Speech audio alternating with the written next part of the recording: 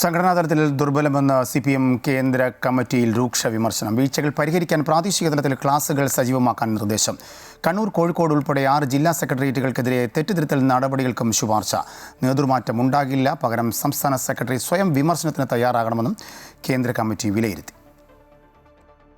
തെരഞ്ഞെടുപ്പ് പരാജയത്തിൽ നേതൃത്വത്തിനെതിരെ രൂക്ഷ വിമർശനമാണ് CPM കേന്ദ്ര കമ്മിറ്റിയിൽ ഉണ്ടായത്. തെരഞ്ഞെടുപ്പ് തോൽവിയിൽ കൂട്ടുത്തരവാദിത്വമെന്നായിരുന്നു സംസ്ഥാന ഘടകം തയ്യാറാക്കിയ അവലോകന റിപ്പോർട്ട്. എന്നാൽ സ്ഥാനാർത്ഥി നിർണയത്തിൽ ഉയർന്ന പരാതികൾക്ക് നേരെ മുഖം തിരിച്ചതും നേതാക്കളുടെ പ്രതികരണത്തിലെ ധാർഷ്ട്യവുമാണ് തിരിച്ചടിക്ക് കാരണമെന്ന് ചില നേതാക്കൾ തുറന്നടിച്ചു. സംഘടനയ്ക്കുള്ളിൽ ആഴത്തിലുള്ള തിരുത്തലും ശൈലീമാറ്റവും അനിവാര്യമാണെന്ന് ചർച്ച നടന്നെങ്കിലും നേതൃമാറ്റം സംബന്ധിച്ച് നിലവിൽ ചർച്ച നടന്നില്ല.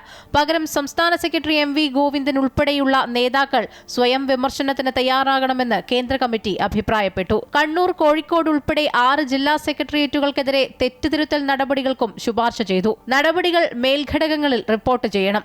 സ്ഥാനമോഹികളെ കണ്ടെത്തി നീക്കം ചെയ്യാനും പ്രവർത്തകരുടെ ആത്മവിശ്വാസം വീണ്ടെടുക്കാൻ നേതാക്കൾ നേരിട്ടിറങ്ങണമെന്നും തീരുമാനിച്ചു.